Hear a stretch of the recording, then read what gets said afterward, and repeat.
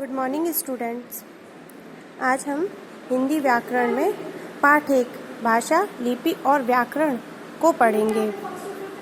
सबसे पहले हम भाषा को समझते हैं। भाषा क्या होती है? भाषा मनुष्य द्वारा अपने मन के भावों को प्रकट करती है। एक सीमा तक संकेतों द्वारा सभी भाव और विचार प्रकट नहीं किए जा सकते, इसलिए भाषा का जन्म हुआ है। भाषा वह माध्यम है जिसके द्वारा मन के भावों और विचारों को प्रकट किया जाता है और दूसरों के भावों और विचारों को समझा जाता है या जाना जाता है। इसके बाद में भाषा के भेद। भाषा के 3 भेद होते हैं: मौखिक भाषा, लिखित भाषा और सांकेतिक भाषा। मौखिक भाषा क्या है? मौखिक भाषा वह होती है जो मुंह से बोली जाती है। मनुष्य ने सर्वप्रथम मौखिक या कथित भाषा का ही प्रयोग किया है। इसके बाद में होती है लिखित भाषा। लिखित भाषा मन के भावों और विचारों को जब लिखकर प्रकट किया जाता है तो यह भाषा लिखित भाषा कहलाती है। इसके बाद में आता है सांकेतिक भाषा। भाषा के जिस रूप में मन के भावों और विचारों को संकेतों द्वारा प्रकट किया जाता है उसे हम सांकेतिक भाषा कहते हैं। इसके बाद में आता है भाषा की इकाइयाँ। भाषा की इकाइयाँ क्या होती हैं? भाषा की इकाइयाँ होती हैं ध्वनि, वर्ण, शब्द और वाक्य। ध्वनि वह होती है जो मुख से निकलने वाली प्रत्येक स्वतंत्र आवाज़ होती है, वह ध्वनि कहलाती है। वर्ण क्या होता है? वह छोटी से छोटी मूल ध्वनि जिसके खंड नहीं हो सकते वर्ण कहलाती है, जैसे आ, ई, उ, क, ख, ग आदि। शब्द क्या होते हैं? वर्णों के सार्थक समूह से बनते हैं। वाक्य में प्रयुक्त शब्द के व्यवहारिक रूप को पद कहते हैं। और वाक्य क्या है? एक पूर्ण विचार व्यक्त करने वाला शब्द समूह वाक्य कहलाता है। जैसे रवि फुटबॉल खेलता है, यह वाक्य हो गया, यह शब्दों से मिलकर बना है। इसके बाद में आ जाता है लिपि। लिपि क्या है?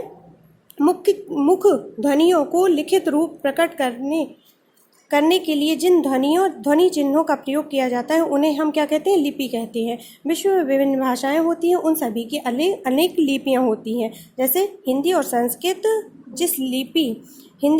जिस लिपि में है वह लिपि देवनागरी लिपि है। देवनागरी लिपि का विकास ब्राह्मी लिपि से हुआ है। इसी प्रकार अंग्रेजी भाषा की लिपि क्या है? रोमन लिपि है।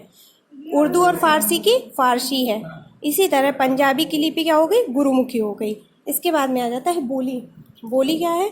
भाषा के क्षेत्रीय रूप को बोली कहा जाता है। यह एक क्षेत्र तक सीमित होती है, इसमें साहित्य आदि की रचना नहीं होती है।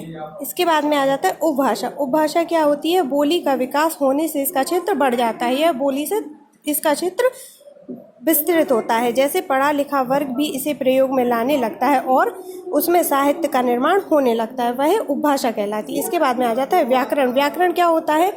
हर भाषा की अपनी एक व्यवस्था होती है जिसे प्रदान करने के लिए कुछ नियमों की स्थापना की जाती है। हर भाषा में ध्वनि, शब्दों और वाक्य की रचना से संबंधित कुछ नियम अलग अलग होते हैं। व्याकरण संकलन तथा विश्लेषण कर भाषा की एक सुनिश्चित व्यवस्था प्रस्तुत करता है। व्याकरण का सही ज्ञान प्राप्त करके ही हम किसी भाषा को शुद्ध बोलना, समझना और लिखना पढ़ना सीखते हैं। इसके बाद में आ जाता है व्याकरण के विभाग। व्याकरण के विभाग क्या होते हैं? व्याकरण के विभाग 4 हैं: वर्ण विचार, शब्द विचार, पद विचार और वाक्य विचार। इसके बाद में आ जाता है हिंदी भाषा का मानक रूप। भाषा को उपयोगी बनाने के लिए और उसमें एक रूपता लाने की आवश्यकता होती है, इसी एक रूपता को भाषा का मानक रूप कहते हैं। मानक भाषा का प्रयोग सरकारी कार्यों तथा साहित्य में भी किया जाता है।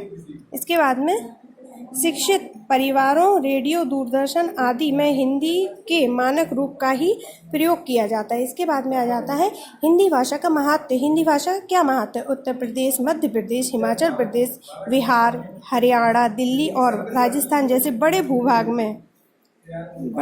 में मातृभाषा का प्रयोग किया जाता है। हमारी मातृभाषा क्या है? हिंदी खड़ी बोली। यह सभी बड़े भूभागों में इसका प्रयोग किया जाता है।